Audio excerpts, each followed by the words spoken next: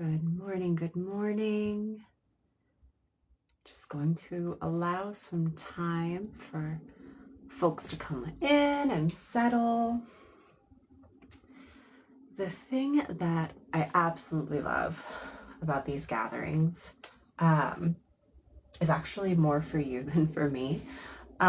You get to show up and witness and experience and learn, and it is my deepest hope that in doing that, you show up exactly as yourself because nobody else can see you, right?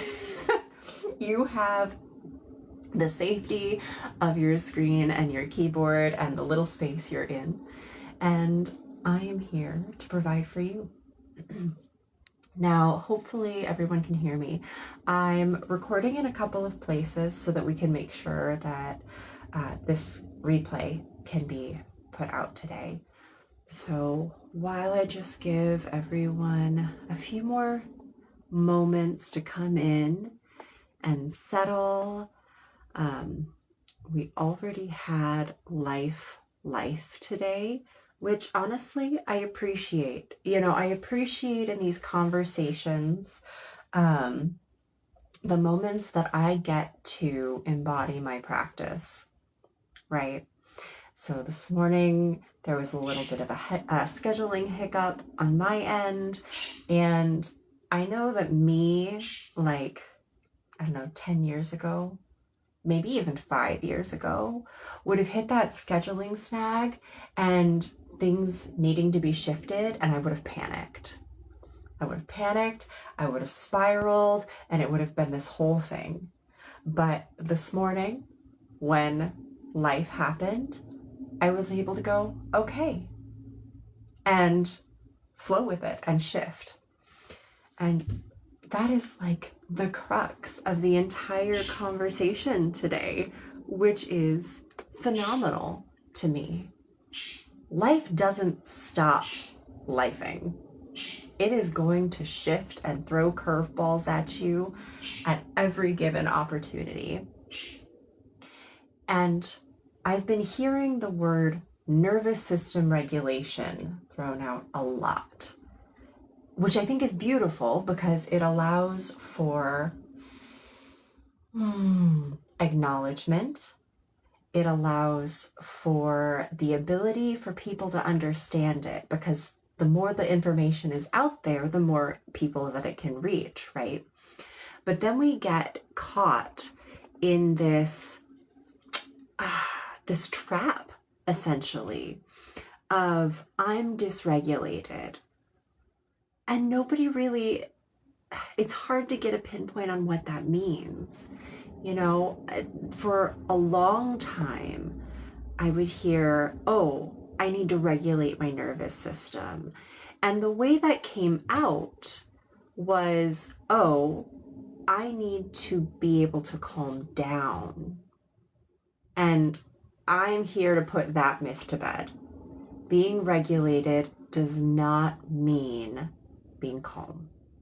Being regulated means being able to handle when life comes at you, the highs, the lows, and everything in between, without being taken under, without being caught up in the storm and swept away. Now, there are moments in our life that we need that storm, that push, that pain to say, okay, I'm done. Like, this is my line in the sand, and then we can move forward. But it doesn't always have to come from struggle.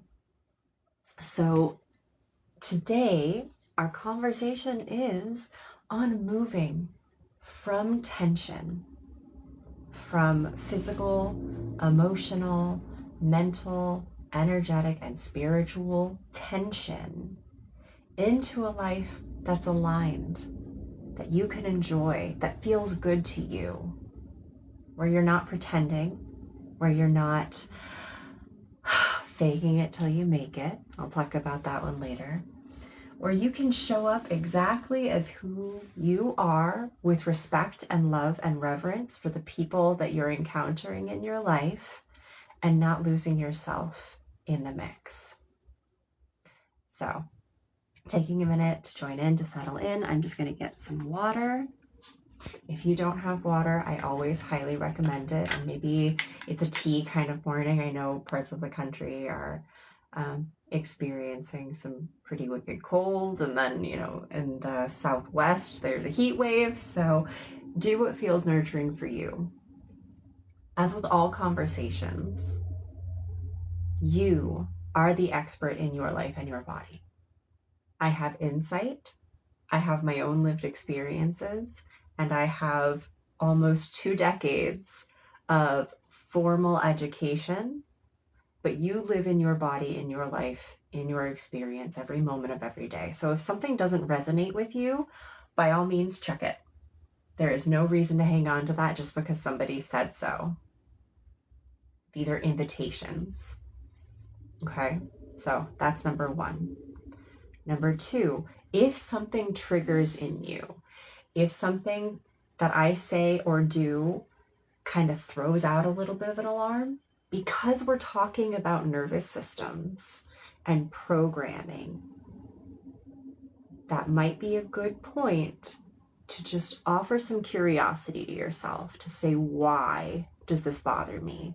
Not that you need to change your mind about it, not that anybody's trying to convince you of anything, but those big indicators are more often than not like a signpost, something going, hey, I need attention.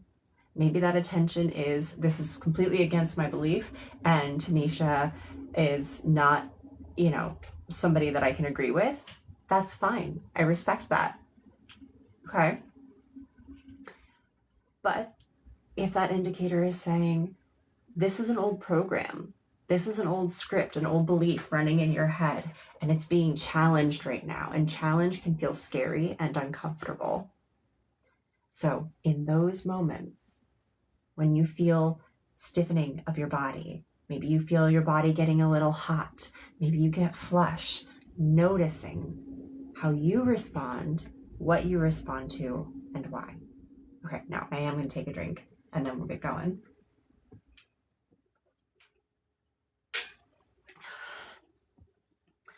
So, whether you are joining me here live today, or as most of you have indicated, will be watching later on the replay, I want you to know that this space is held for you. My intention is to give you as much of my energy and the energy that comes through into this space so that you feel supported and seen. So that even though we are not in person one-on-one, I can't see you and you can only see me, that you feel supported enough to be brave in experiencing the emotions that you're experiencing, in acknowledging the moments of your life that don't feel so great, and then in being able to stretch your boundaries just a little bit to just question if there is possibility for change. If you're here with me right now, if you're listening to this conversation, I have a sneaking suspicion that you are at least open to the potential that something can be different. And if that's you, then I am so excited for you. It's okay during this conversation if or in life in general, we'll put it that way, okay? It's okay if emotions feel mixed. If you feel angry and excited, if you feel sad and love. We are so nuanced. That's one of the reasons that it bothers me the most when I hear people talk about, you just have to. Like there's this prescription, there's this magic pill, there's this meditation, there's this whatever that's going to fix everything. And I'm here to tell you right now that that is not the case. I have never found that in the last 10 years of my practice or the 10 years prior to that in my personal journey. There is no one size fits all. Our brains, neurologically speaking, are literally as unique as our fingerprints.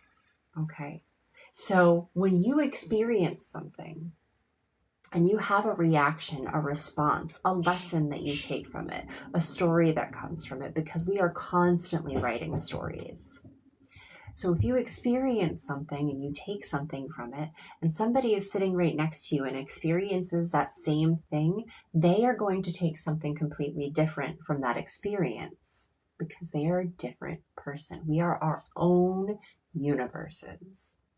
So while I've seen a lot of practitioners who have these programs where you just follow these steps and everything's going to get better, that might work for a lot of people, but that doesn't mean that it's going to work for everybody. So I switched my approach. I said, I'm going to offer insight to the things that science knows. I'll offer insight to the things that I have experienced, and I'm going to offer questions so that you get to fix what feels like it needs fixed, although you are not broken. You get to change the things that you want to change. You get to build the life that you want to build.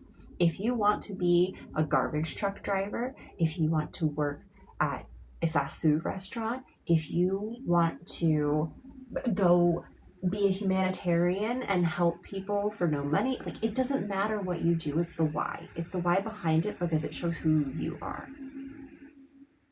And so as the emotions come in and you experience them, notice them, witness them, honor them. That's part of this. Our nervous systems, because of the way we are so unique, respond in very different ways. With those responses, and this is kind of the fact part, okay? Our nervous system's entire goal is to keep us safe and alive.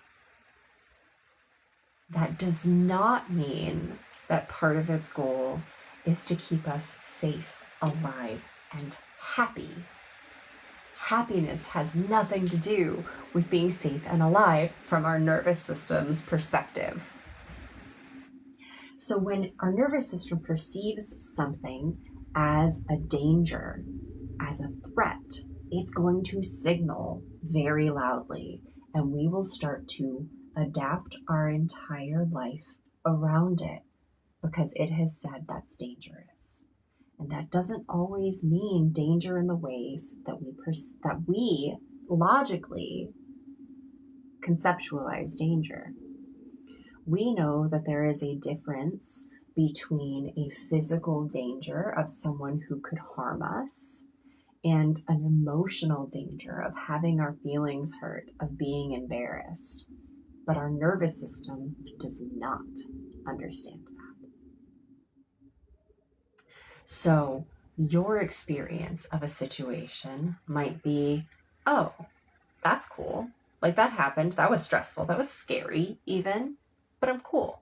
Like, not a big deal. And then my experience of the same situation could very easily be, I'm terrified. I have taken on this whole story that I need to shift my entire persona to keep myself safe because of what my system took from that experience. Neither is right or wrong. It's all a survival mechanism. And that shows up in our lives in various ways. That shows up in physical sensations, in physical pain, in stiffness. When you wake up in the morning and you go to like move around and everything just kind of hurts and is achy. I hear people all the time, my clients say, oh, that's just old age. It's not though. It's not. Yes, things will shift. Injuries are healing. Tissue might be getting a little denser because we're not producing as much collagen, because we're not as hydrated as we should be. There are reasons for that. But that's not meant to be your baseline. Pain and suffering physically is not meant to be your baseline. Those nervous system responses show up in the way we behave with people, whether we're keeping ourselves quieter, whether we're getting angry and loud because we don't feel like we're being heard. They're all nervous system responses. So I'll share 2 stories as I hold up 3 fingers. I'll share 2 stories. Okay, so On the one hand, we're gonna use our imaginations for a minute. Okay. So it's early. I wake up early to begin with. So I'm gonna go earlier than I normally wake up. It's 4 a.m. All right. Maybe you got an okay night of sleep. You wake up and you're groggy and you're making coffee and you start like preheating a burner because you're going to make some bacon. I don't know, whatever it is that you make. And as the coffee is getting done being made and you go to pour the cup of coffee, you like set your hand down to stabilize yourself. And then after like a second, it doesn't even have to be long, but you realize that where you put your hand is the hot stove. And so you go, whoop, ouch, signaled danger.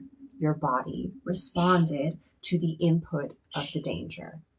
Now, that danger makes sense to a vast majority of us. Pain from heat could cause harm. So our nervous system says, yep, threat, respond. Perfect. It did its job. Kept your hands safe. You're not on fire. Now, let's switch that scenario just a little bit. You're waking up, it's 4 a.m., you're making coffee. You pour the coffee, you hear your partner stirring and possibly coming into the room downstairs, however your house is laid out. So you decide you're going to pour them a cup of coffee. You pour their coffee, they go sit at the table or their chair, whatever is most normal for them. You hand them the coffee with a smile. You're happy to see them. Good morning, you say. You hand them their coffee, and they say, thanks. How does your system respond just then? Are you immediately going, what did I do? What was that look? Like, did I do something? Are you upset with me? Did you have a bad night's sleep? Like, what's going on here? That response is still your nervous system throwing red flags, because safety is not just physical. Safety is also emotional. We as humans are social creatures. We need care, consideration, and nurturing from others.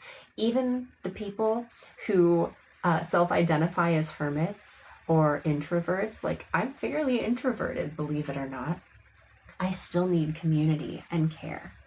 I still need touch from other people to talk to other people. So if the person that is in my circle is responding to my smile and my bid for love by giving them their coffee first or giving them their coffee in the morning with something that my nervous system perceives as a break in that connection, we're still going to have fear. It's still a red flag. And so then our nervous systems respond emotionally. We get burnt out. We get overwhelmed. We get snappy. The noises bother us. We just feel so overwhelmed by all of the things. And like we can't take on one more thing. And then even if the people that we love the most are the ones asking for help or care or something from us, we break down. It's always one more thing. We start going into the stories. Now, interestingly, they say, and of course, it's hard to say, we have thousands upon thousands of thoughts per day, even if it's subconscious and we're not actively thinking about it. You know, maybe we're physically driving to work and we're paying attention to the road and the things around us, but our brain in the background is rerunning that conversation that we had with our boss or with our partner or whoever the case might be. Maybe we're running through the grocery list in the back of our head. We're looking for danger signals constantly. And honestly, that often leads to self-sabotage because we want love and connection, but we're freaking out so much that we can't get that love and connection. We can't see the person across from us for who they are and appreciate them. We can't communicate our needs because we're afraid of breaking that connection. We can't set boundaries because we're afraid of breaking that connection. Now, that's not to say that, everything that the other person is doing is okay, because oftentimes they're dysregulated.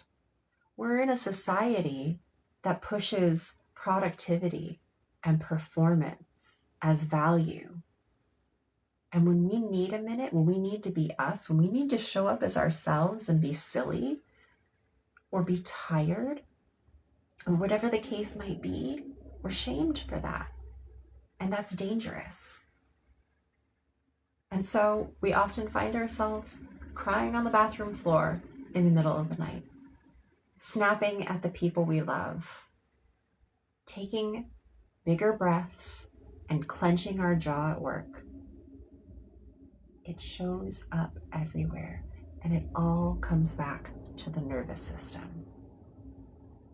Now, many of us feel like we're doing all of the right things, right?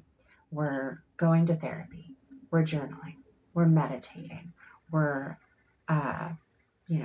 processing all of the things. We're reading the self-help books, we're going on walks, and we're doing, and we're doing, and we're doing, and it's not getting better.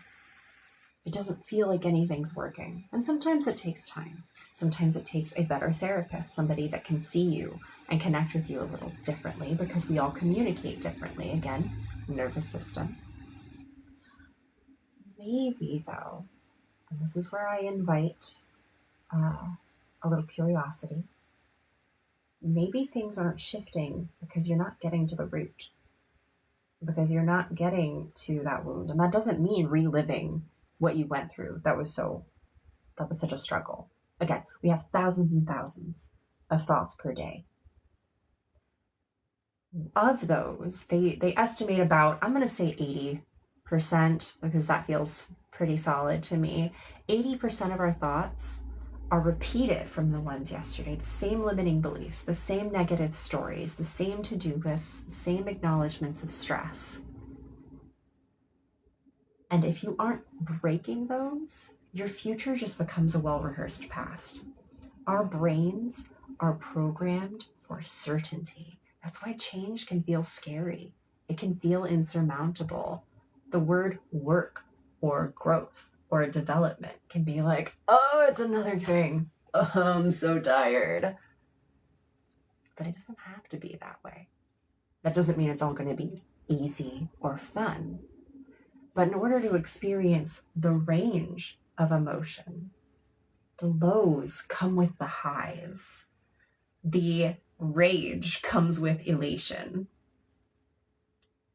The acknowledgement of physical stress and tension and tightness allows you your path, your insights into openness and freedom in your body, into working with your body instead of trying to contort it, your body or your personality, into something that fits societal expectations, which, if I may, I find are perpetuating problems. These narratives of how people should be, how they should behave. It's really quite frequently a situation where somebody didn't want to do their own work, so they started controlling the world outside of them, and that control led to an expectation across the board. Now, I digress there. When we move through grounding and presence and acknowledgement of who we are rather than what we think we should be, we have more freedom in our lives, and that freedom brings openness, spaciousness, and connection. That brings safety. So here's the other story. And I want you to think about this in your own way, whatever this is for you, whatever wound or trigger you might notice at the end of this story. I actually think it's a parable, so we'll say it as that. There was once a girl who loved to play outside. She loved to garden and be in the plants and the bushes and the trees and the flowers. She loved to pet the animals put her hands in the water and pick up rocks and just experience all things in life that she could touch and witness and be with. And one day, as she was gardening, she got a splinter in her hand, and that splinter hurt, and she said, "Ow." And being a small girl, she didn't know what to do about it, so she just wrapped it in a bandage and went about her day. But as she continued to try to touch the things in her life that she loved so much, that splinter would get irritated even with the bandage. And so she stopped touching things as frequently. She held herself in. She protected that hand and that splinter with all of her to keep it safe because it hurt. She didn't want to experience that pain. So she changed the way she walked. She changed the way she moved in the world. She stopped having as many external experiences, all to not risk that splinter being touched. One day, the girl was taking a walk and listening to the birds and longing to touch the beautiful bushes along her path and the rocks. She was carrying a pail, so she couldn't very well just set it down and constantly touch all the things that she once would have touched with her other hand, but allowed her to experience the world more fully. And she came across an old man, a farmer. And that farmer said, "Girl, do you have an injury to your hand?" And she says, "Oh, no, it's fine. It's fine. I've got it." And he says, "I can help." And she says, "No, it'll hurt. And I don't want it to hurt. If I don't touch it, it doesn't hurt." And so he smiles at her gently in his old wise way. And he asks her to trust him. He asks her if he can show her something. And he gently unwraps the binding around her hand, and he sees the splinter that has become festered and irritated as it's tried to heal over, but that splinter is still inside. He delicately takes the splinter out. And it hurt for a second, and the girl was shocked. But then she realized that the pain was now gone. It was a little tender, but it was no longer sharp. And he smiles at her gently, and he put a seed on her palm where the wound was, where the splinter was.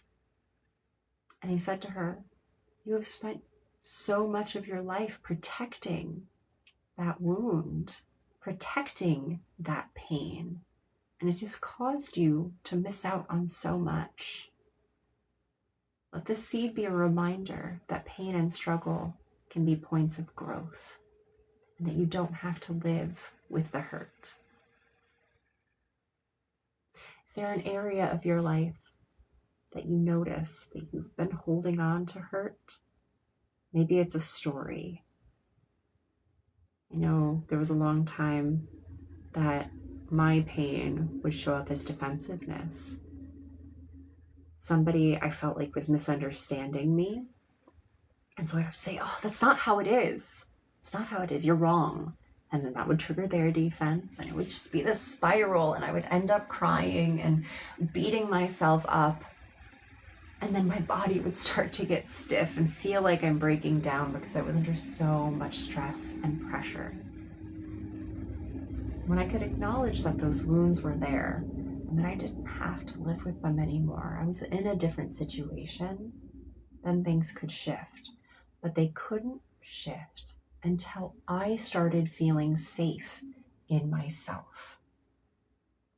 That's where I see a lot of practitioners, spiritual, physical, yoga, physical therapists, massage therapists, chiropractors, because the nervous system is always being engaged with.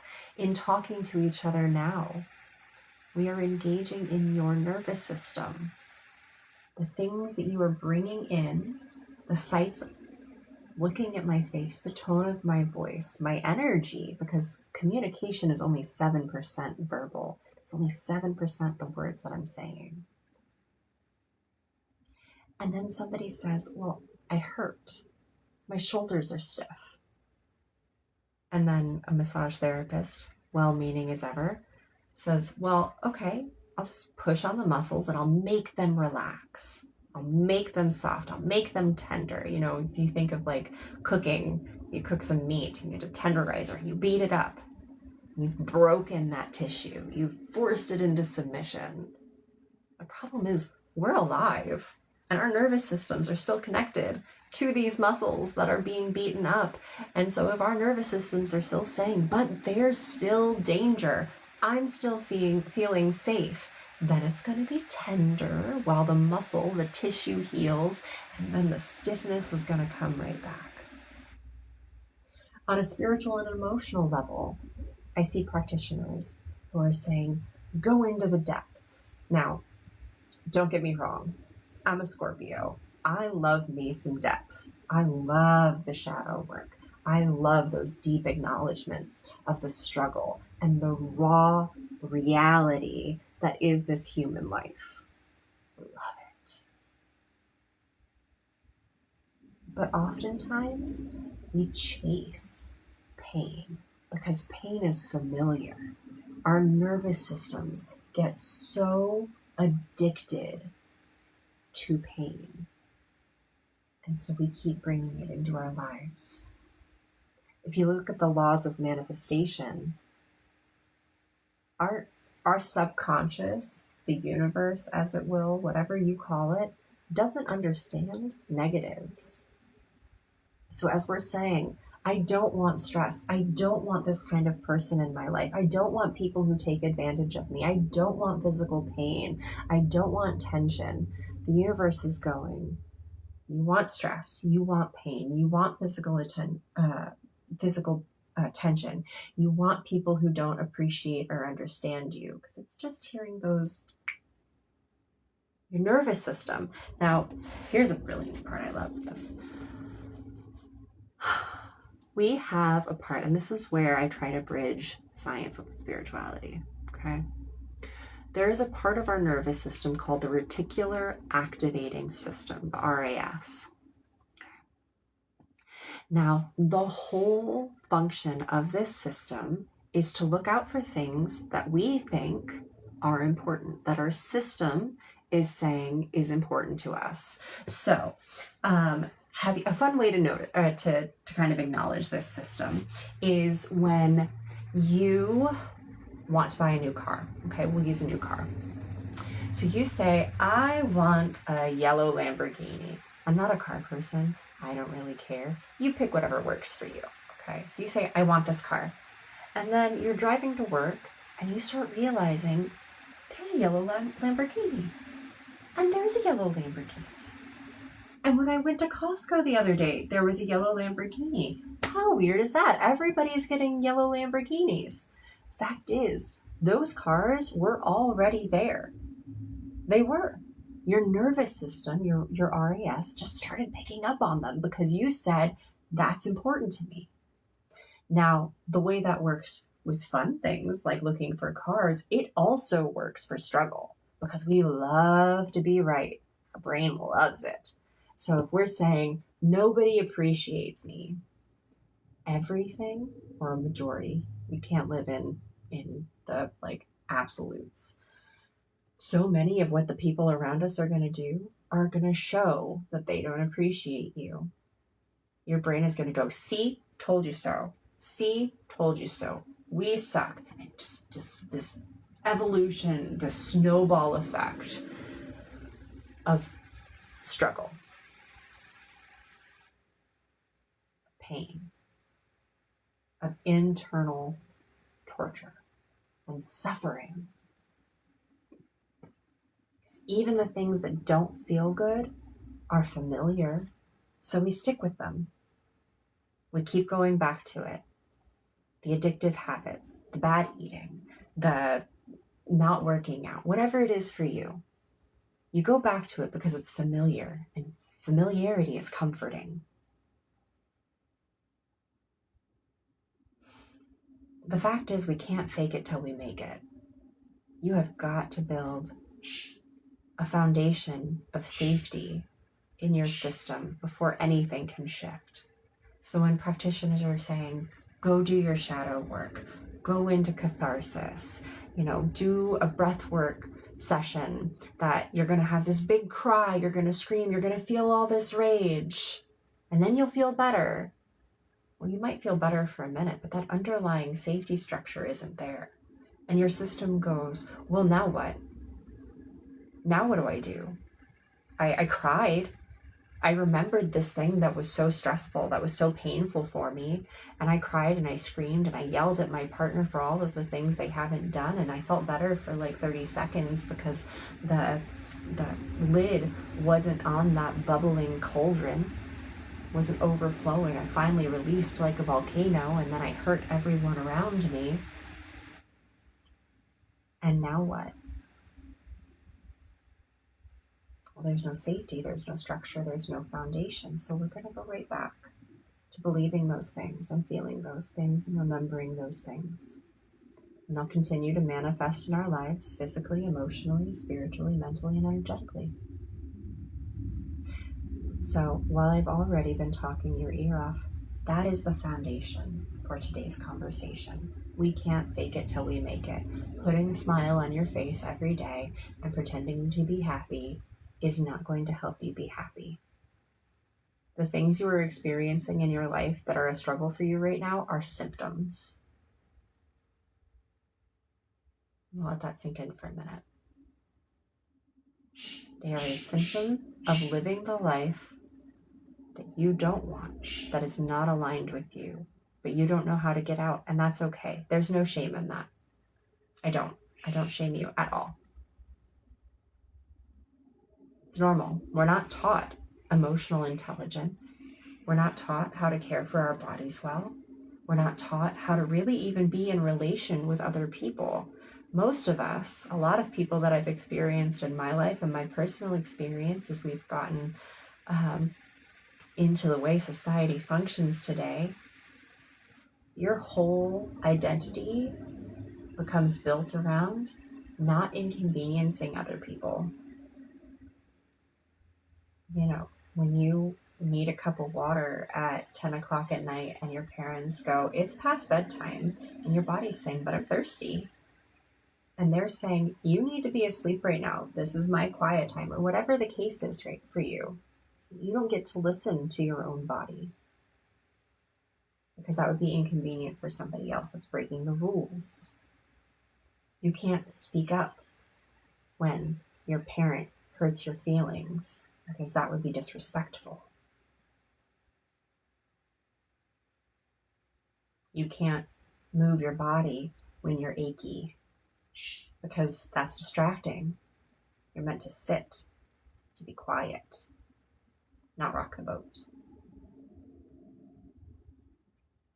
See how these perpetuate themselves over and over?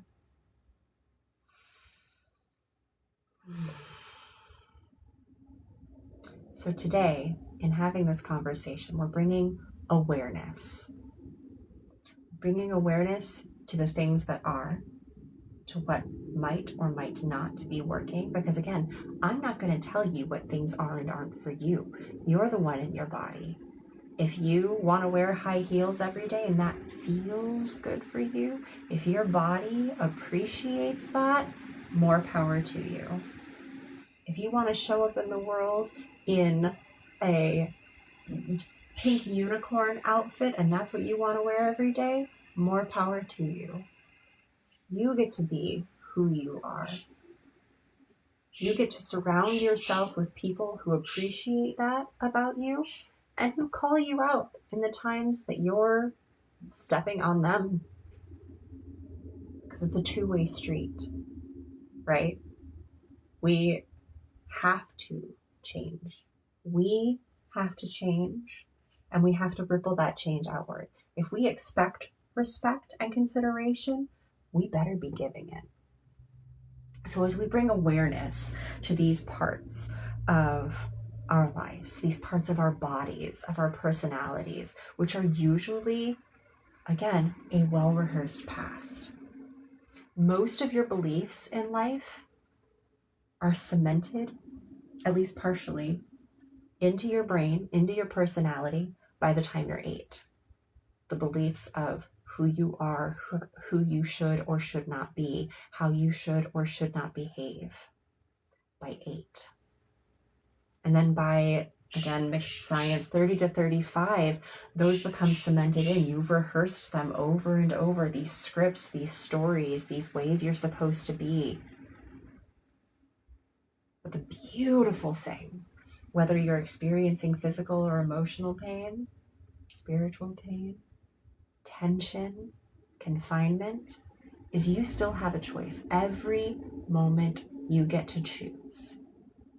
You get to say, I'm done with that, and I'm going to choose another way of being.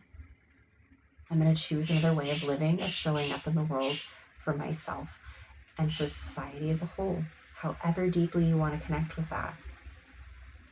And it starts with awareness. It starts with awareness and building safety.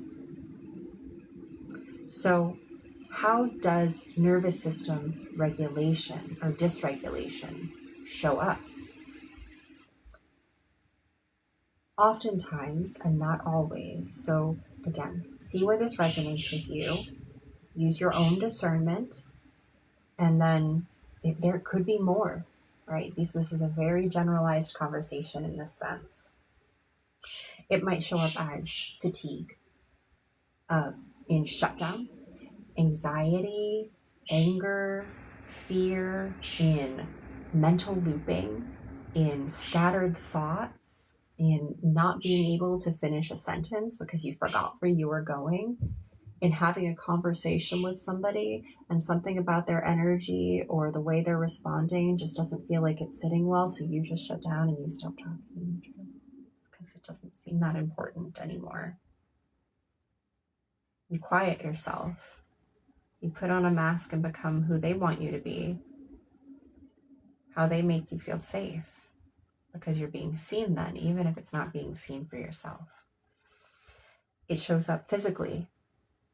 It shows up in achy joints and tight muscles, in vertigo, in imbalance, in autoimmune disorders, in irritable bowel, fibromyalgia, all of these things that people just take as part of life, but they're not. In digestive upset, our bodies can experience like food sensitivities because of our nervous system's response to stress at the time. And that one's a crazy one to me. So we get to this point of like functional burnout, where I saw this hilarious post. Now, I'm an INFJ, if you do Myers-Briggs at all. Not that I put a ton of weight in personality tests, but I digress. I was watching this TikTok on like INFJ personalities, and it said something, and I laughed out loud because this was definitely me, like a while back. And he was like, what do you mean, am I depressed? Do I look depressed? Could somebody who's carrying the weight of the world and getting through this and still working their job and getting all of the dishes done and still outperforming their peers at work and like this list of things be depressed? Yeah, they can.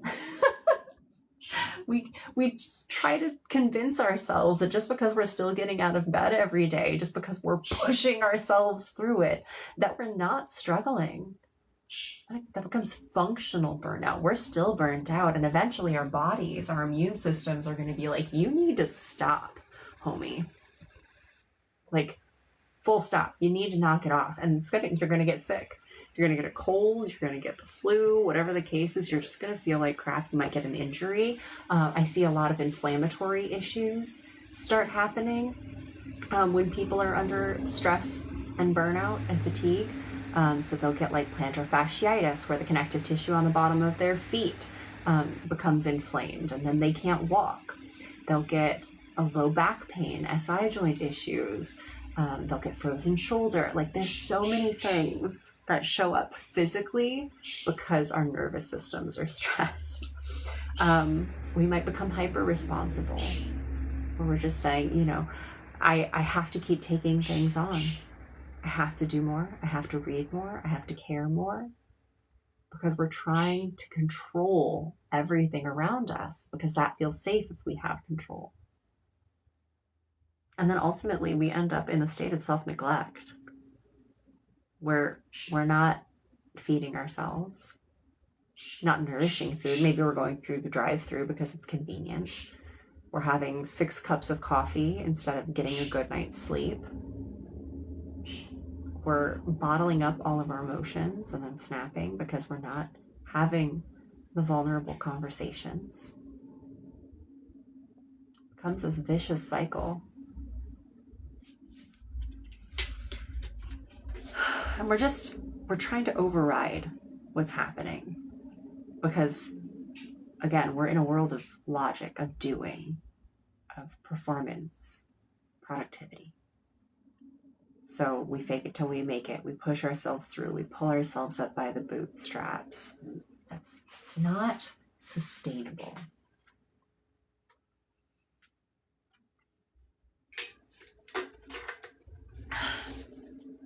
So having the awareness of what's going on in your life cannot shift what's happening, okay? Awareness is a precursor. It's like a prereq, so to speak.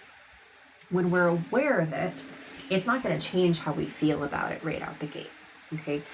It helps us to shine a light on it so that we can build capacity in that area. And that's where I want to highlight what nervous regulation actually is. So again, I hear a lot of people saying, oh, I need to regulate my nervous system. So I need to breathe, I need to meditate, and I need to stay calm. Regulation is about building capacity. Okay, so right now, I don't have anything else around me. Probably should have. Right now, maybe your nervous system is like a thimble. Okay, and so you have this little thimble and it gets filled with the water of your daily life, the stresses, the joys, all of the things. But that thimble overflows pretty quick. You can't hold everything that's happening, right?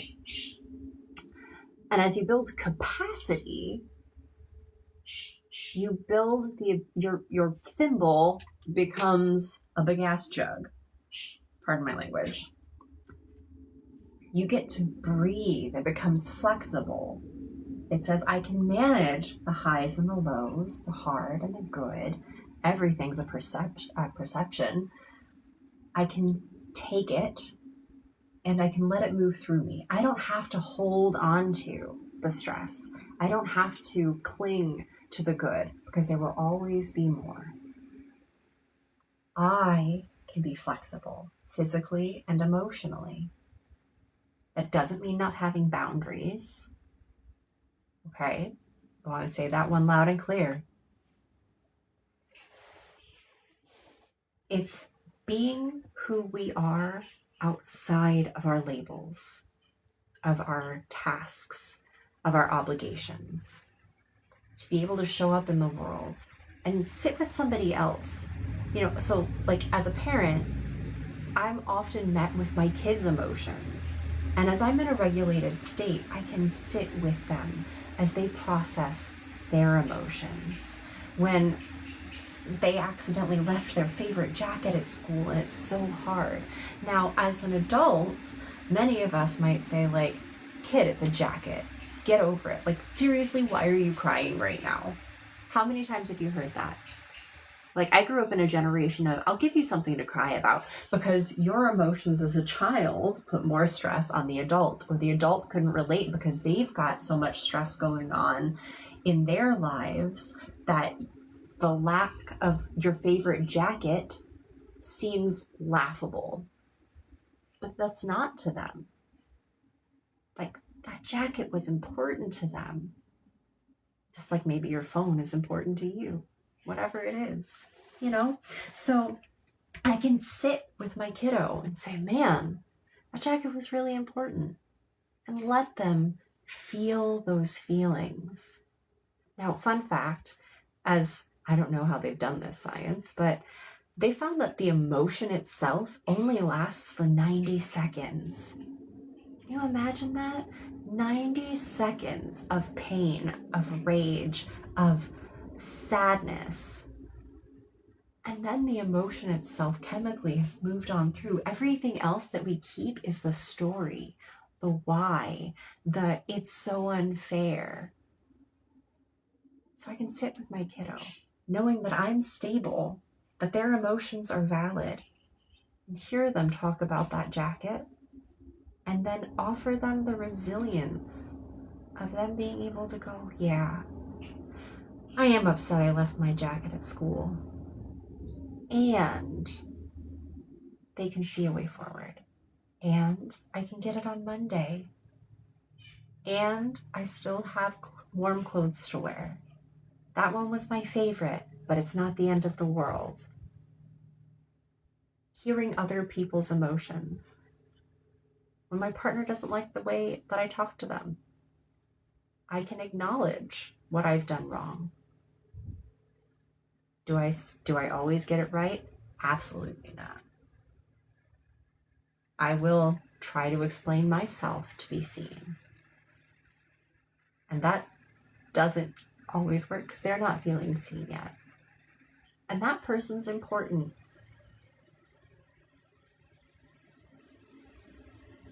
And so I can sit with their emotions.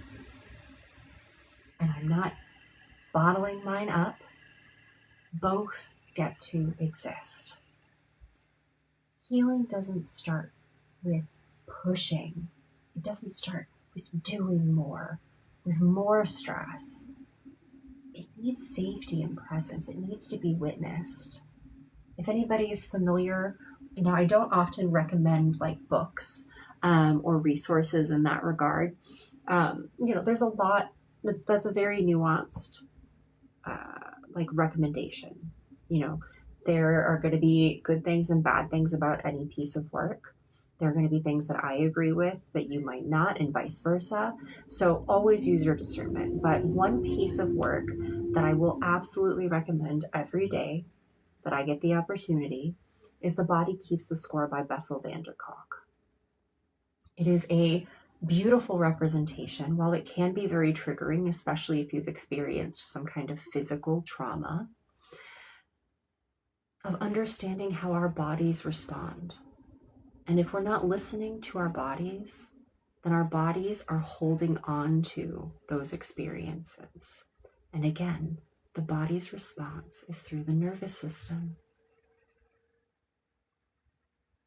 So if we can sit with our body and move the emotions through us, there is a huge shift when the safety and foundation are there. So that's why, as we get into the rest of this conversation, I want to be fully transparent. My aim in this is to give you as much insight and practical, tangible tools as possible. It's already been almost an hour, so I'm probably going to try to keep this to the next 45 minutes.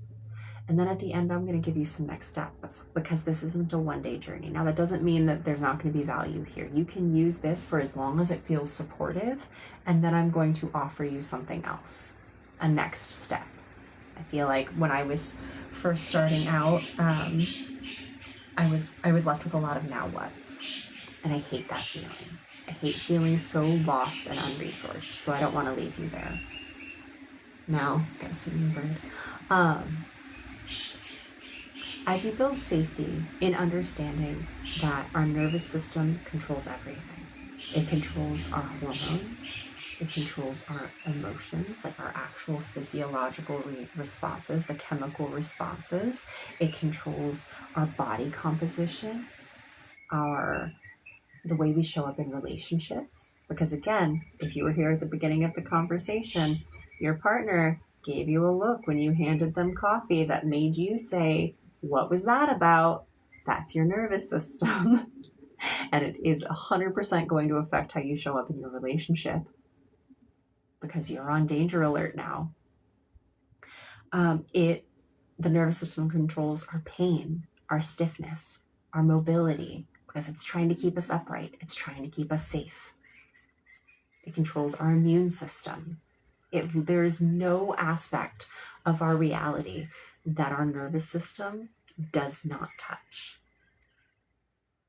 And it affects our rest. Now, one resource, one tool I want to give you, I literally have an hour-long video on this that I can link if you're interested in it. So I'm not going to talk about it in like depth right now. I'm already talking your ear off.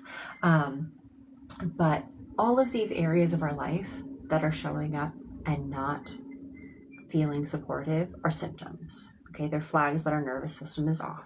And if we don't get rest, which our nervous system also touches, then our nervous system cannot heal. Now, the thing that I find interesting, the more I've done this work, is there are actually 7 kinds of rest. And again, not going to get into this in great detail. So we have our physical rest. This is a tool I want to offer you. So if you are taking notes, great. If you want to come back to that other video later, when you have time to get more details, amazing. So with the 7 types of rest, you have your physical rest, like actually sleeping. And that sleep is regulated by your nervous system. So if your nervous system is in panic mode, you're not going to be getting the deep sleep that you need to physically restore. You're not going to be getting necessarily the REM sleep where you're feeling restored and your brain has been able to process. So you need actually like quality sleep. Okay, if you're stressed all the time, you might be stuck in light sleep because your nervous system is going like, we can't sleep deep. What if we miss something and something hurts us? Okay, so, but you need that. It's a double-edged sword. You need the rest to help your nervous system, and you need the nervous system to calm down so you can rest. We have mental rest. Okay, we're not doing, we're not learning, we're not taking in, we're just integrating what's already there. Just that space to let your brain breathe.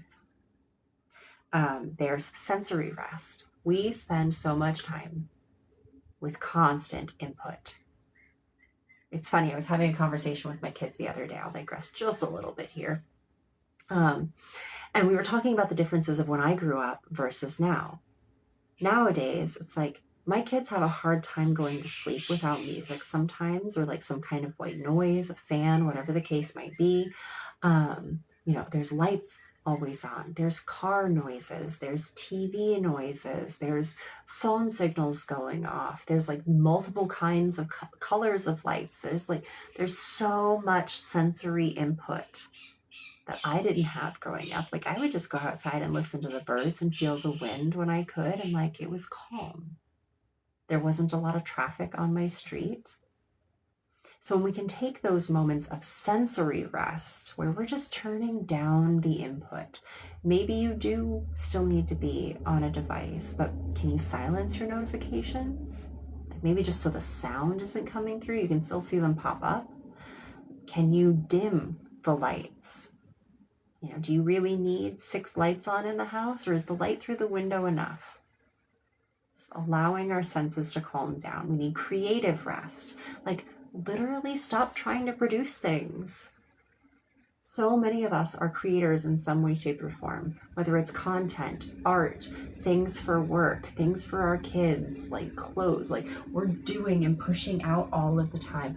And sometimes we just need a minute to bring stuff in, and not more knowledge, beauty, okay, creation, whether that's art or a tree or a fantasy novel, music for the sake of listening to music,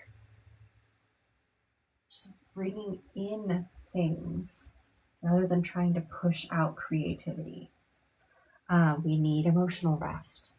So many of us are not only doing the emotional labor of our own stress and thoughts and beliefs, but then we're taking on other people's. We're trying to manage other people's emotions. And that sounds a little triggering, right? You say, I'm not managing somebody's emotions. Are you changing your behaviors to avoid their reaction? You're managing their emotions. Are you showing up differently because you want to get a different response from them? You're manipulating the outcome. Are you taking on things that they didn't ask you to, and then later becoming resentful because they didn't appreciate it the way you wanted them to? You're managing their emotions. Stop it. Or at least take a break. Communicate it to them. Don't get all like sassy, like, well, I'm not going to do this for you anymore because you didn't appreciate it anyway. I mean, how hard is it really with the person that you love to sit down and have a conversation and say, hey, I've been taking on a lot of emotional burden. I understand that it's because I'm trying to keep the peace here and I've seen ways that you're calm, but I don't think that, or I'm seeing ways that you're stressed. And so I've been taking that on, but we haven't had a conversation about who should be taking on what, or what's more helpful to take on. So I'm just going to take a minute and manage me. That is so stinking healthy. And it can help your relationship. Shocker. It can help your relationship more than actually taking on all of the stuff without communicating. All right. There's also social rest. Like, okay, again, introvert. First one to admit it. I love people.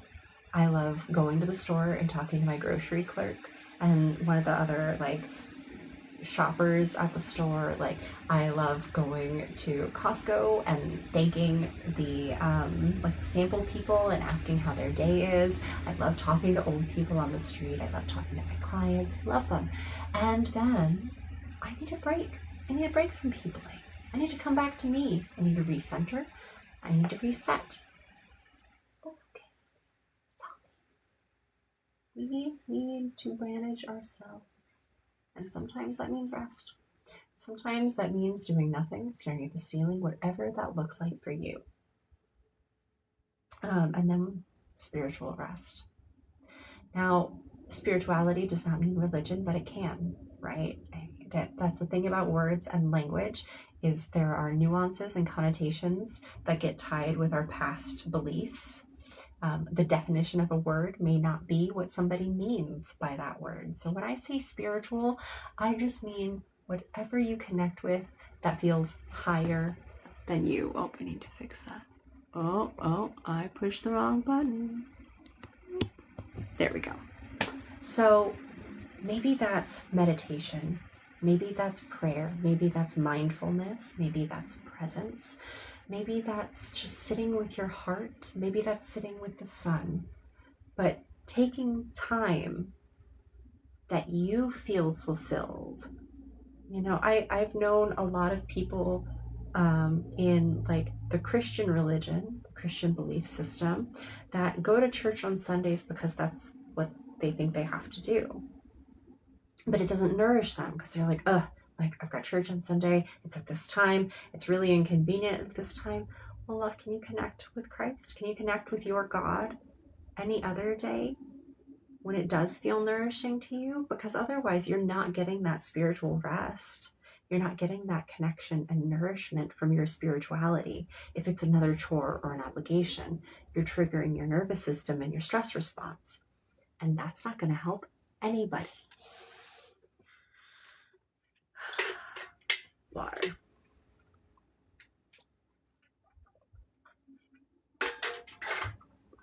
So where I see things coming up in the wrong order in the healing helping communities is so many of these individuals are well-meaning and lovely in their own regard. They've been through a lot, I'm sure. Because often it's the ones who are the most wounded that go into positions of helping and healing because they don't want others to go through that. So they're on step 7 of 10. And that's what they're presenting to you. This is where things are. This is what you need. These are tools and offerings. But they're offering step 6, I hate to say it's 6 or 7 offerings. And maybe you're at step 1. You're just getting in touch with your nervous system. You're just getting in touch with the concept that something can be different. So you need that support of where you're at. That doesn't make you slow. It doesn't make you wrong or broken or any of the other negative stories that we like to hold on to. It just means you're at a different point on the board. And even that step 7 does not make them better than you. It's a different experience. Maybe you only want to get to step 5. Maybe that's it for you. Maybe step 5 would feel amazing. If you think of like, I like to use the Wheel of Life exercise. So it has different parts of your life. So it's like your health, your finances, your relationships, your socialization, like a bunch of things. And maybe right now your wheel is at like between 1 and 3 in all aspects of your life. Well, first of all, that's going to be a bumpy freaking wheel. Like you try driving on that and your car is going to be shaking, right? And not in a fun way. But maybe if you, out of 10, could get all aspects of your life to like a 5, things would feel really nourishing. Like, sure, you might hit a bumper when you go if you go through a pothole or over a speed bump. But for the most part, that ride's going to feel smooth, and that would feel so supportive to you right now. Then you don't need level 7 stuff. You need level 3. Get everything to a level 3. Then bring that up to a 4 and to a 5. You need that foundation. And that's what I'm offering. That's the whole point of this. Without that stable foundation, everything you build is going to be unstable.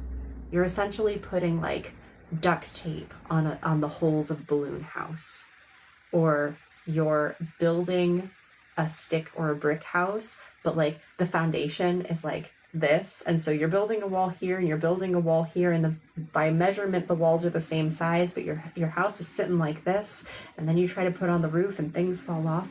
It doesn't work. You need that stable foundation to be able to say, I've got me. Everything's okay. I'm safe here, and I can speak up for myself without aggression, with respect for myself and others. The nervous system health, though, feels boring because we're used to chasing that catharsis for the big breakthroughs, for the aha moments. And so a lot of times, especially if you've come from a background where things have felt very tumultuous, where things have been traumatic or scary, or there's been a lot of upheaval, then we get into this position where we say, oh, like things are just quiet right now. That feels scary because I'm not used to that. Does quiet mean bad? Does quiet mean boring? Does quiet mean that I'm not loved or I'm not safe? And so we pick fights. We start drama. We self-sabotage like crazy. Because that chaos, that big stuff, at least something's happening, then I can see what's happening when it's big. But when it's calm, when it's peaceful, when it's a little practice daily, that in a year I can look back and go, oh, I don't have that response anymore. I'm good. I feel good in that area. That feels so strange to our nervous systems when they're used to chaos. It takes a bit. It takes consistency. It takes practice. It takes patience and compassion with ourselves. Our brain loves goals. It loves tasks, right? So if you say, well, here's the thing. So I've got a lot of people, the kind of array of people that I work with is pretty vast. So let's say somebody wants to lose weight, okay? So they say, I want to lose weight. A lot of them, like, that's it, right? Or I want to make money. I want to have more money. But you're not giving your brain something specific to go through. So remember that reticular activating system, same thing. So your brain goes, oh, I lost a pound. Cool, we're good. We lost weight. Oh, I found $10 on the ground, made money, high five. That's it. We accomplished that goal. We completed the task. Where's my gold star? Where's my check mark? Right? Or maybe if you have your own business, maybe you're like, I want to make $1,000. And so you do something and you make $1,000 and, oh, I felt really good. I did it. I feel accomplished. Now I'm going to go back to the way things were. And then next month rolls around and your bank account is looking real thin. And you're like, why am I in this place again? Well, you've already told your brain that it completed its task. Your nervous system is like done. It loves pattern recognition. Okay. So if our nervous system can look around and say, and this is unfortunately, I think where a lot of a lot of problems that we run into is we like to do this like all or nothing. Like, and if you're going to come at me. Just know that I say this with love. The intention is love, okay? So there's like the ACAB movement. All cops are bad. Not some cops are bad. All of them. Right? Like all of this type of people do this. We are so much more nuanced than that. Just because you're a man, does that mean that you're going to do every single bad thing that men do? If just because you're a woman, does that mean you're going to do every single bad thing that women do? Like, guys, can we acknowledge that that is not anywhere close to reality? And we can acknowledge it and be like, yeah, well, I don't do all of that. So, but then we still stick with that in other areas of our life because we're looking for patterns. Again, the nervous system is trying to protect us. So the nervous system goes, if I can recognize this pattern, then I can protect us from it. So when our partner gives us a face or we perceive a face, we're projecting onto them, okay? We say, I know that face. That's the face that my father used to give me when this, that, and the other. Your partner's like, dude, I'm not your dad. Like, I have a different feeling going on inside my body. Why don't you ask me what my face means? Right? But your nervous system's like, no, I know this pattern. Now, sometimes patterns do exist in that individual. So I'm going to encourage you to look for patterns within an individual, get clarity. You have to trust your intuition, but your intuition can be skewed by your nervous system. That's where discernment comes in. Practice communication.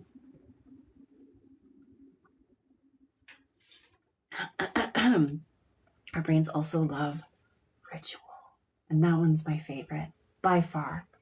Now, when I say the word ritual, I'm curious what pops up for you, because some people think ritual and they think like a new moon ceremony, which again, love, where a bunch of people gather and there's this specific kind of music and a specific kind of smell and a specific flow to the events of the evening. Like we chant and then we sing and then we journal and then we have an effigy burning and that's the way this ritual works. But ritual can also be one of my favorite ones. So I walk through the door when I get home from work. This is my getting home from work ritual. This is how I shift from my day with clients into being home with my family. And I set this intention when I get out of the car every day. Does it always work every day? Nope, things come up. Flexibility, nervous system regulation. I acknowledge that. It doesn't have to stay this way every single day for me to be able to manage my life. But my ritual is, I get home, I park, I take a big breath. I check any notifications that I might need to so that I don't have to check them while I'm home. I come in, I hang up my keys. My dogs are usually there to greet me. I say hi to the puppies. I say hi to the family. I hear about their day for a minute, and then I go shower. And in that shower, I envision myself washing away all of the things from the day so that I can be fully present with my family. There are still going to be things that come up, things that I didn't think of. A client might text me, whatever the case is. I can have that flexibility, but I have ritualized the letting go of it so that more often than not, for the most part, I can just be with my family. And these rituals don't have to take forever. There are nights that, don't get me wrong, okay, I love just sitting in the bottom of the shower and letting the hot water pour over me when I can. Usually I try to keep it to 5 minutes because I don't like wasting water. But some days it's like a 30-second, like, I'm done. That's it. So the practices that I offer are things that you can integrate in life. I'm a mom. All right. I have pets. I have a husband that I adore. I have a job and clients and responsibilities. Even though I wake up, my goal is usually 5 a.m. There are some days that I get to sleep in until like 6. And when I wake up and my body says you need a bit more rest, I listen to it. But I don't always have, whether I am actually keeping off the social media and all of the little things that suck my time away, that are like unconscious, that add up. Even if I get rid of all of those for a day, I don't always have like an hour or two to do yoga and meditation and breath work and journaling and all of the things that you're supposed to do. So I have structured my life over the last like 10 years in finding ways that I can have micro rituals, micro practices, not atomic habit style where you're like brushing your teeth and doing squats, although I do that sometimes too because I, get the movement in where I can. But when it comes to nervous system regulation, to getting those little moments of breathe, catch myself, notice, be compassionate. Can I do 3 slow breaths before I respond? Can I notice that my chest is tensing, my jaw is clenching, and let that go so that I can show up for the person that I'm speaking with?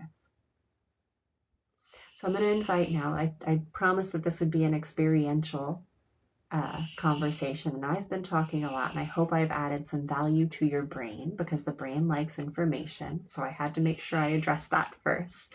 But now I want to invite you into your body and a little exercise. Okay, this isn't going to take very long. So if you need to stand up and shake it out for just a minute, do what you need to do, and then settle into a comfortable position. I'm going to dim these lights.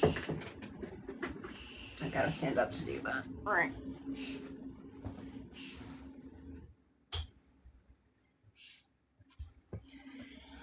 Beautiful. All right, just a little softness, right? Again, that sensory rest.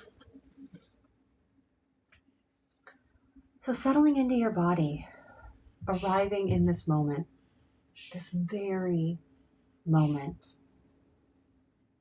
Not what you have to do when this conversation is over, not what happened this morning before we started talking, but this moment.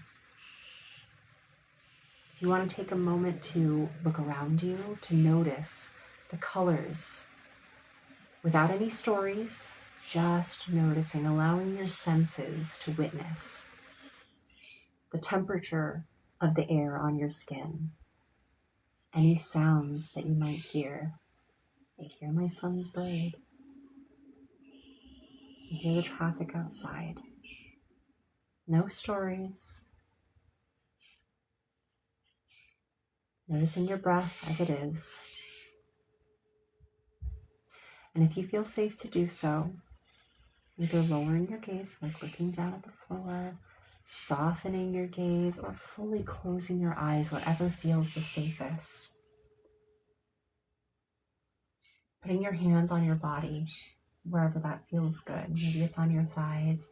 Maybe you've got one hand on your heart and one on your belly. I'm going to start by noticing the breath. Does it feel tight in your throat? Does it feel spacious? How does it feel for you?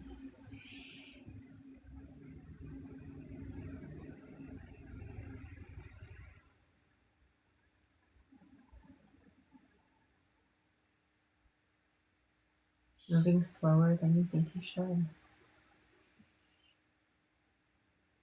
And noticing if there's anything coming up with that. Again, not the stories, just noticing. If you need to shift, to adjust, to be more comfortable, go ahead and do that.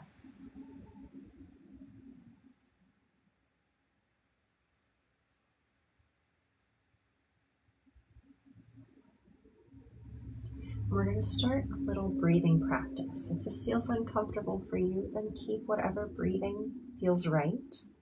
This is just an invitation. So we're going to breathe in for a count of 4. Hold at the top for 4. Some people do this for 6 or 7. We're going to start with 4 because, again, we're noticing the nervous system. And then breathing out, still through the nose, for a count of 8. And I'll count it for you. We're going to do that a couple of times. If for some reason holding your breath at the top feels scary for you, if something about that doesn't sit right in your body, maybe your throat starts to tighten up, or your shoulders clench, or there's like a fear or a sense of panic, then don't hold your breath. Just breathe in for 4 and breathe out for 8. The most important thing is that the exhale is longer than the inhale. Okay. So we're going to breathe. Okay, we're going to take one more breath.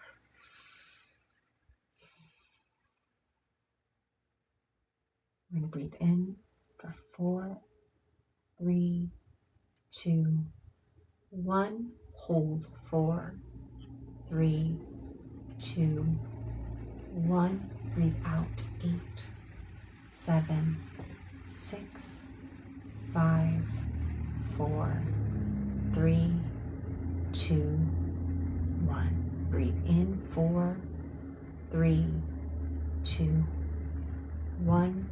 Hold 4, 3, 2, 1. Out 8, 7, 6, 5, 4, 3, 2, 1. Without me counting, breathe in 4. Hold.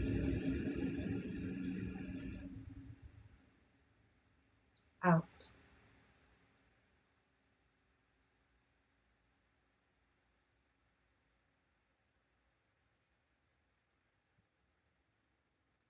Now we're just going to breathe in and out nice and slow. Breathe in. When you're all the way full, see if you can let out a noise when you exhale. Maybe it's a sigh, maybe it's a groan.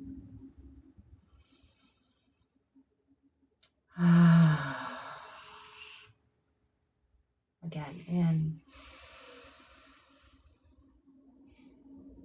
and out.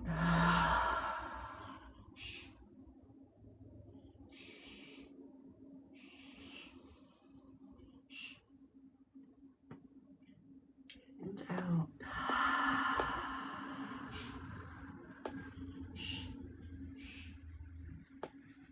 All right, now here's the invitation, the next little invitation. As you breathe in with your hands on your body, find a motion or a sensation that feels nice. Maybe you sway. Maybe you rub your hand up and down your arm or your leg.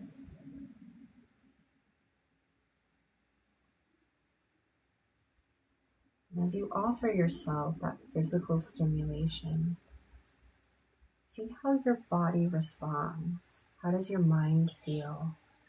No stories, just observing. If you do something for a little while and it feels like it needs to shift, if you prefer something else, do that. No judgment here. Continuing to breathe. Does your heart feel open? Does it feel sad? Does it feel happy?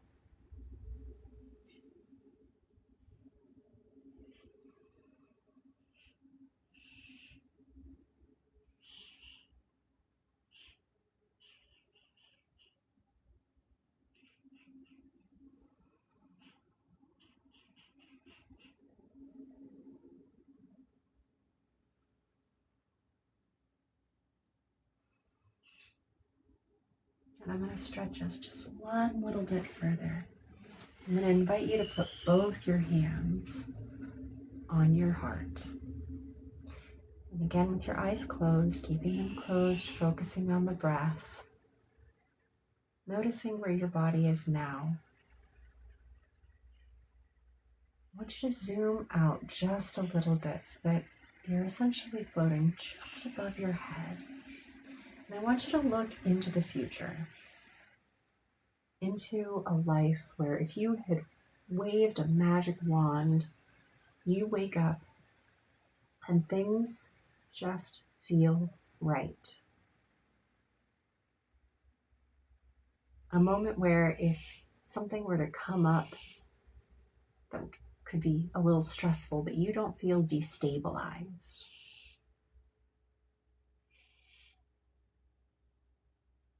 How's that version of you moving? What are they noticing? This perfect day.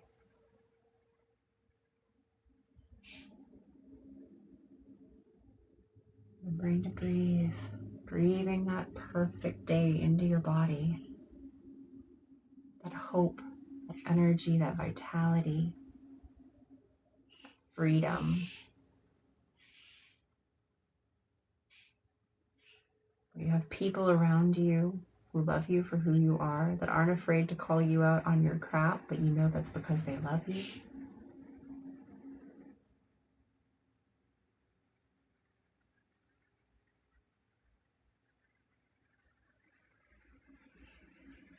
How does that feel in your body?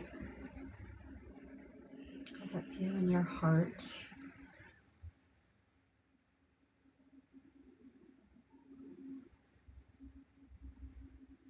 If you want to take one of your hands off your heart and reach it out into that memory and scoop it up and just gently bring it into your heart, knowing that you have the choice with every moment of your day to get to that point. You are so powerful. Every moment you choose is creating your life. And things may happen. They are not happening to you. They are happening through you and for you. Even your biggest pain can be a point of learning that provides something for you.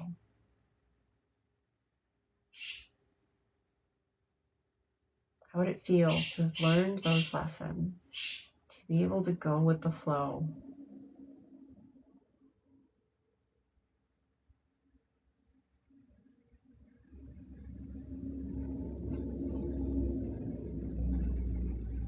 Taking another big breath in through the nose.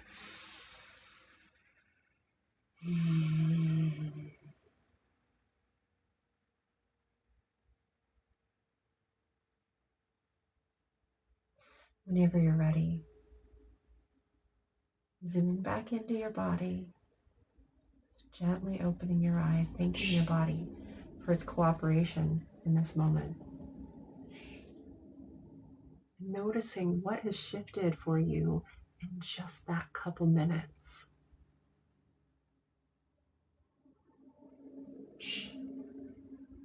More often than not, we don't need huge practices.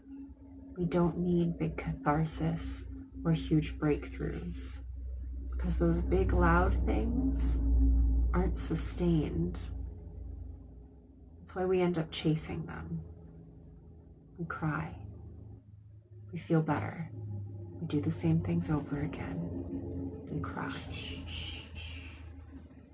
What if we started changing it to we notice, we practice, we show compassion for ourselves, we shift, we build something sustainable so that that vision that we just had, that perfect day, gets to exist and we don't self-sabotage it. Our nervous system starts looking for ease and opportunity in struggle instead of pain. You have that opportunity. You get to make those choices. Grounding is, dare I say, It's not about calm, it's about capability instead of collapsing. If you think of the trees, the biggest trees have deep, wide roots so that they don't collapse. They're not building these intricate root systems to stay calm. They're making sure they don't fall over when the wind blows, when it rains too hard. We're the same way. We're complicated plants with emotions. Although I like to believe the plants have emotions too.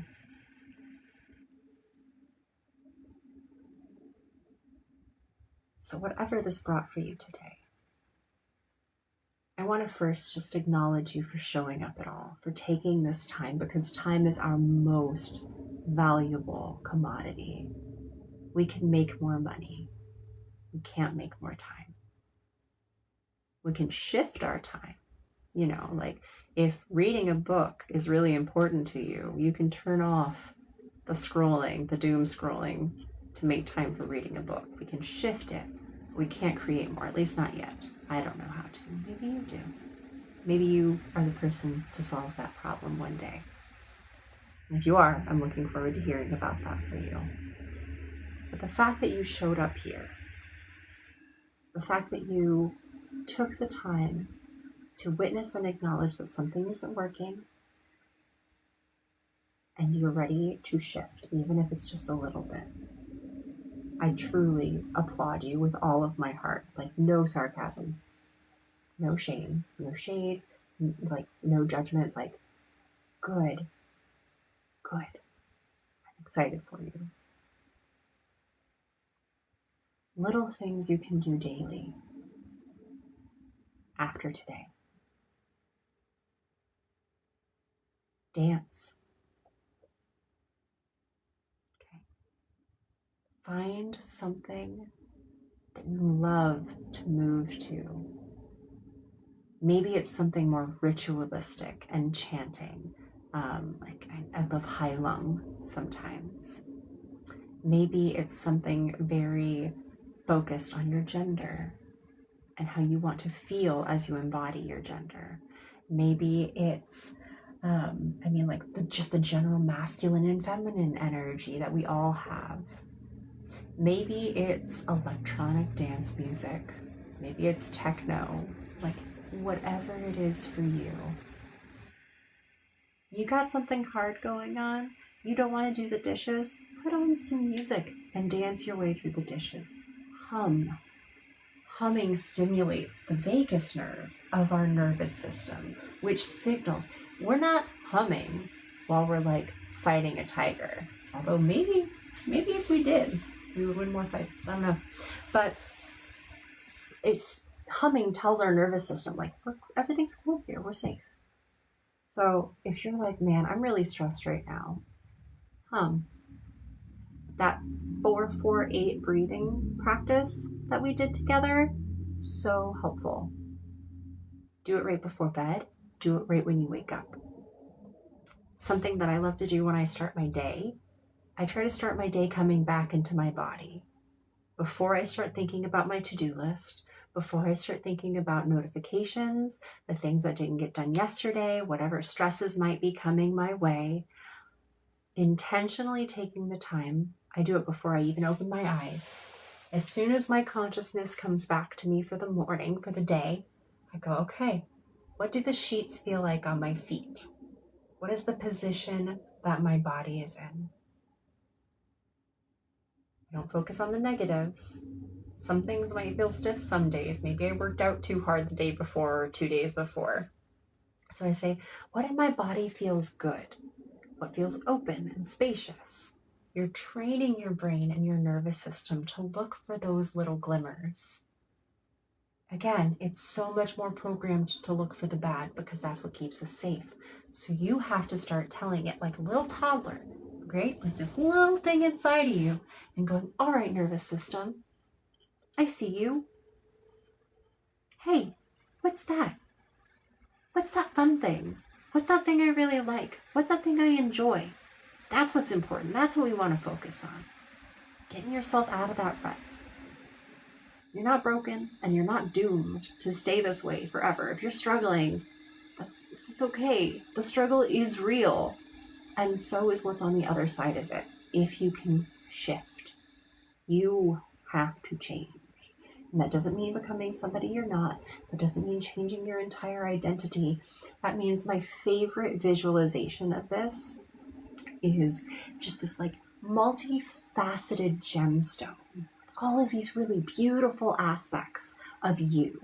All these things that you love to do, and they make you so beautifully unique and you.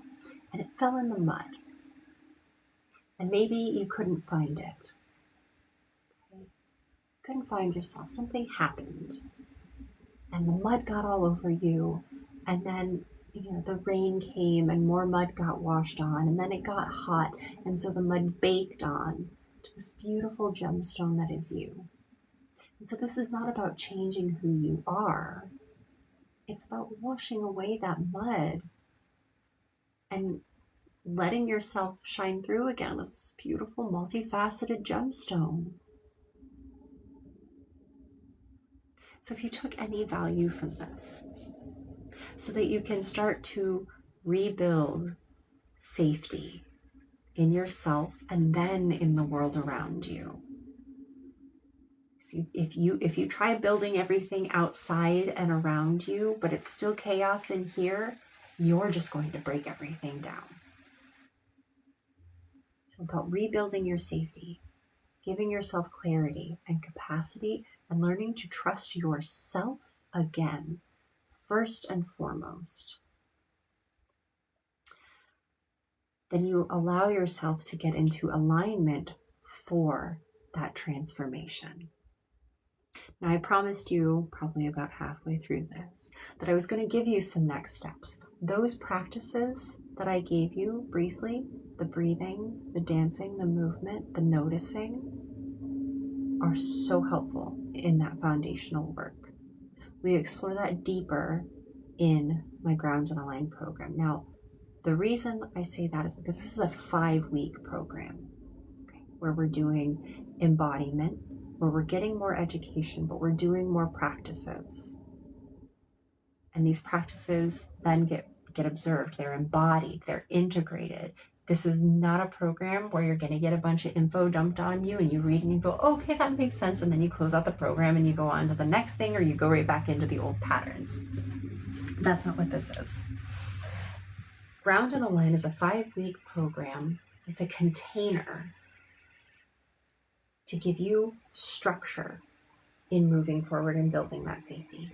It is for individuals who are feeling overwhelmed, who are feeling chronically tired, who are feeling fatigued, overwhelmed. Maybe they don't know who they are anymore, who are feeling so much physical pain and just dis-ease in their body.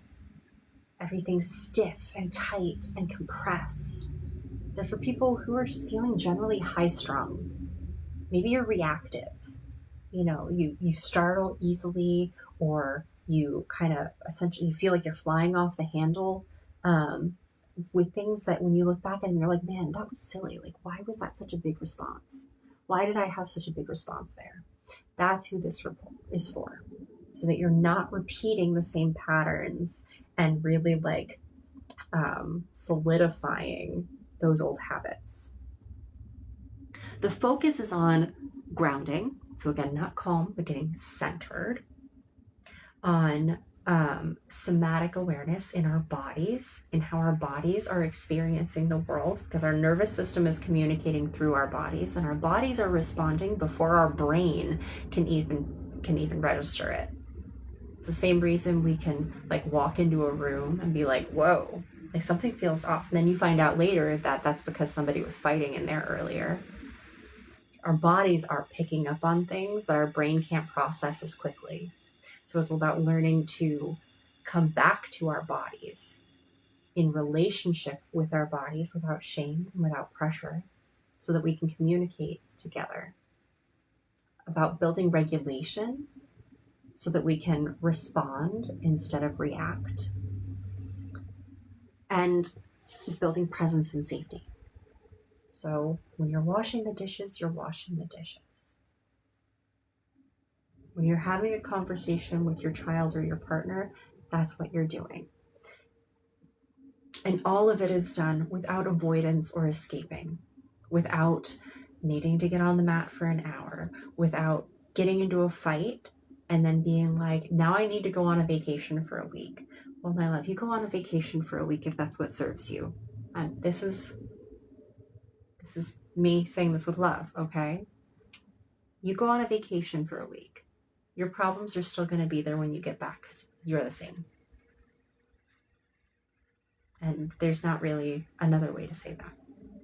Unless you go on that vacation to do some really deep inner work and then hope that it's stuck enough to like come back and really live it out.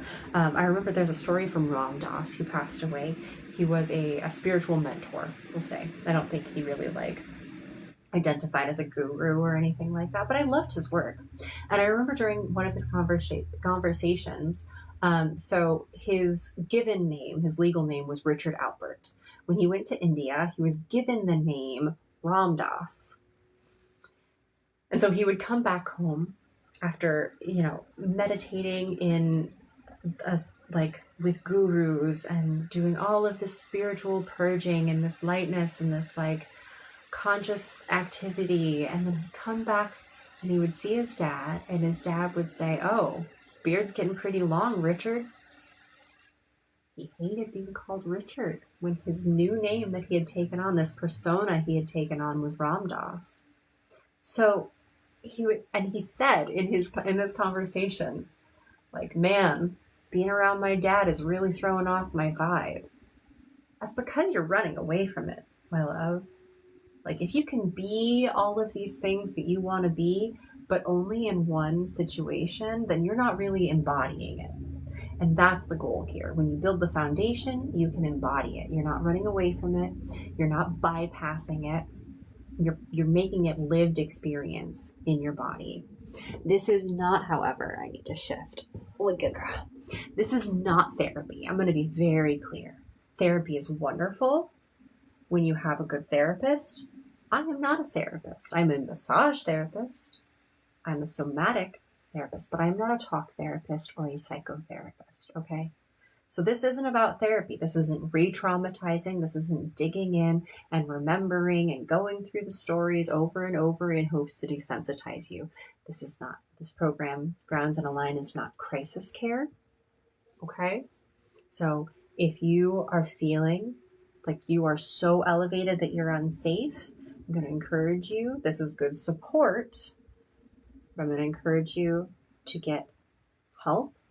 And once you're stable, then you can have the support of Ground and Align, because that's when it's going to be the most useful. That's like telling a toddler to calm down. Not to say that you're a toddler or that your crisis is a toddler, but if you think of like a small child or sometimes even an adult, and they're like in this moment where they're really in these big feelings and they don't know what to do about it. And then you're like, dude, just calm down. Does that ever work? No, your system doesn't know how to calm down yet. So you have to get to that point where you're stable, and then you can teach your system how to calm down, how to remain stable, how to manage crisis.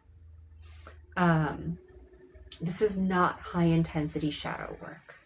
That's like if I had to go from a scale of 1 to 10, Grounds and Align is literally the foundation. I would say shadow work is probably like a 2 or a 3. There are questions in there that might trigger some shadow, but this is not like a deep dive into all of the things that you don't like about yourself and why. That's not going to be supportive. Again, we're building safety here. We're not bypassing emotions. We're not looking for spiritual perfection. I don't think that that's practical or like foundationally effective. And this is not a certification course. Now, a lot of people out there are like, they're trying to train you to be a practitioner as well. And if that's something that you want to do down the line, beautiful. That's not what Ground and Align is. Ground and Align is for you and your care. It's your foundational work. If you take that eventually and you modify it into the work that you do in the world, beautiful. But I'm not certifying you to be, because I have multiple certifications in various things that have led to this body of work. So that's not what we're doing right here. What you can expect from the Grounds and Align 5-week program, we're going to do a weekly meeting, one-on-one, where you get a replay. Okay, so if you can't make it live because life happens or your schedule just doesn't align because you're in a different part of the world or the country than I am, that's okay. That's understandable. We're human. So you're going to get these grounding guided practices every week, these observations, these reflections, and ways to integrate it into your daily life. Applicable tools for daily life.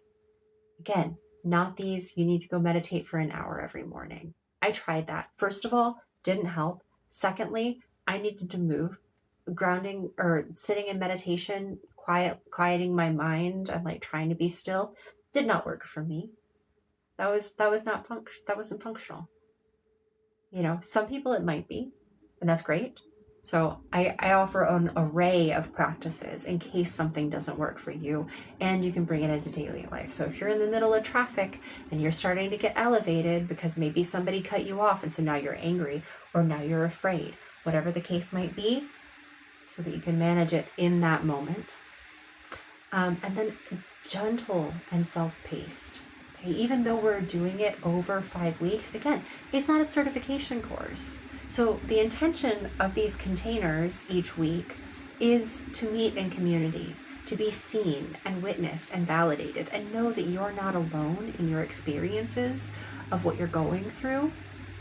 But if you don't have time that week, or if you're just not at that place and you need to repeat a week before you're feeling ready to move forward emotionally, beautiful. That's the whole point of this. We're doing this both self-paced and live.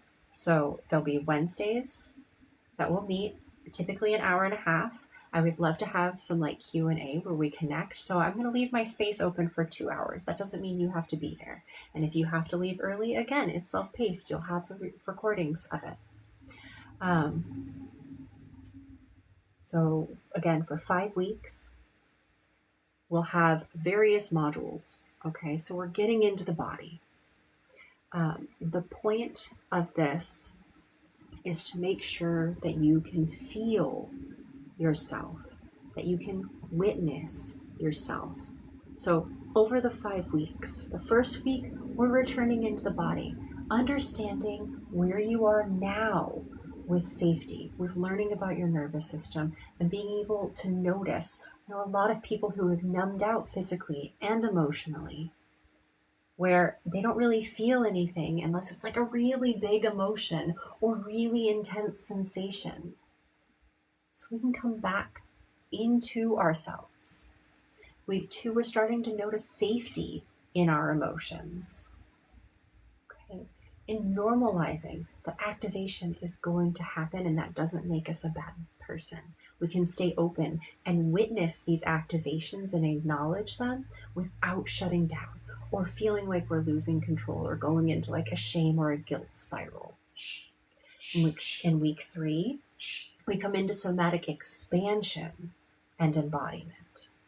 Okay, in moving through the body with gentle movements that are going to support both physical relief and emotional relief. In week 4, it's about internal communication and connection. What stories are going on in there that we're ready to let go of, that aren't serving us anymore? This isn't about release. It's about witnessing and reprogramming. We understand our internal dialogue and we learn to communicate with ourselves in a way that's supportive, and everything shifts. And then week 5 is about bringing it all together. So with these 5 weeks of gathering together, it's not loud, it's sustainable. It's things that you can bring into your everyday life. And then if you are ready to move past that, I've had participants from this program who wanted to sit with just this 5 weeks for a while before they moved forward. or you can choose to keep going. Again, this is honoring who you are, not somebody's like script or version of what you need to be doing or how you should behave or think or feel. This is all reflection for you so that you get to show up in the world exactly how you want to. The access is just by signing up. Okay, I'm going to put a link. Let's see if I can do that here. So if you're watching this on the replay, then you'll obviously, I'll put the link down in the description so you'll have access to it at any point. If at any point you feel like, hey, I know what I want and this sounds lovely, then that's what you're going to have the opportunity to experience. And if you decide that this isn't for you, again, beautiful. More power to you. Okay? The whole point of this is that it's for you. This has nothing to do with me other than I've been there and I don't want you to suffer.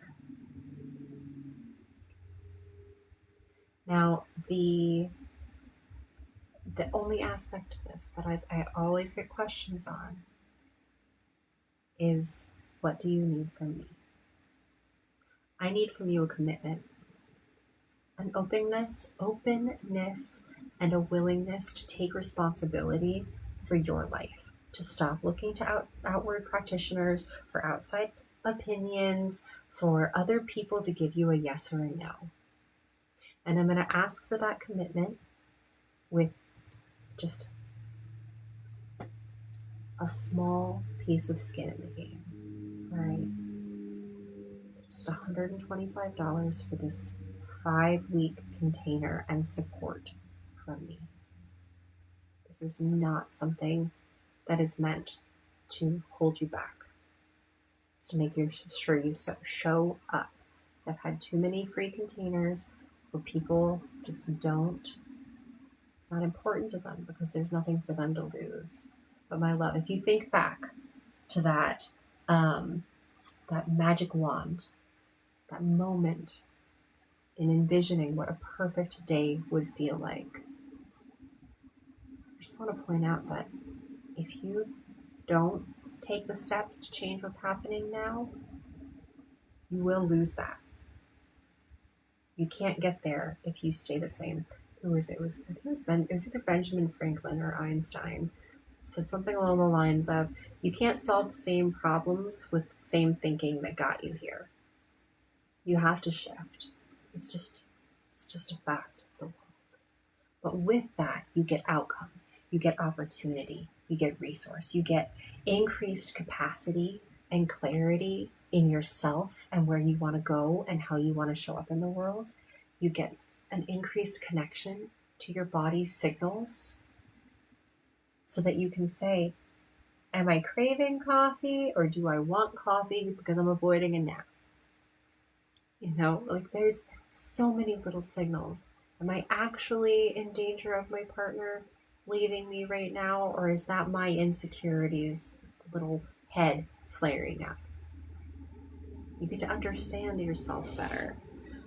You get to regulate yourself, to gain the clarity that when you start to feel yourself getting over the edge, those are signals. They're indicators that something is not working. Depression is often an indicator that your life is not being lived for you, that you're living the life somebody else wanted you to live, and it's not resonating. So in getting these understandings and building these foundational practices of safety, you can start showing up for yourself. You can start building exactly the life that you want, exactly the life that you're meant to have, because we all deserve it. And I know that can challenge some things. I know that, maybe like 10 years ago when I started this, I was like, what do you mean I deserve it? I don't deserve anything more than anybody else. But that's the thing. We all deserve it.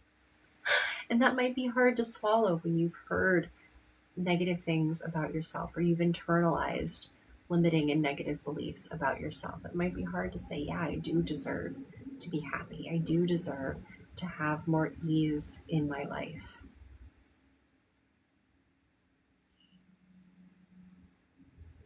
And that's a beautiful place to be. This is the foundation for deeper work. If you want to get into the shadow work, beautiful. I'm here for it. Again, love it. Make sure you can do it from a place of stability so that you don't get stuck down in that mud, down in that shadow. You have an anchor back where there's some sense of like stability and ease. So if this feels supportive, again, I've got the link. There's links all over the place, but I'll make sure to put it in the description for the replay. We start April 1st. April 1st, we go into these 5 weeks of coming back to yourself, out of tension, out of physical tension, out of physical discomfort, being able to physically heal, because again, when our nervous system is stressed, our injuries aren't going to heal as quickly or as effectively. 5 weeks of being able to connect, of being able to figure out who we are, what we believe, into coming into a space where we're not snapping all the time. And I so hope to see you there. If you're not ready to join this container specifically, that's fine. I honor that. I'm going to make sure that there are other resources for you. If you have questions, by all means, reach out to me. If you look at the container and kind of go through all of the details of it and you're still not entirely clear or certain, please reach out to me. If this almost feels right for you, but something is missing or you are ready to go a little bit deeper, reach out to me. Okay? My goal is to be a one-stop shop, and if it's not something I can do, I can point you in the right direction. Because my entire goal is to make sure that you get to live your life. I have so much respect for humans and love, and that we all get to show up exactly how we want to in the world. So, until then, I will see you on April 1st.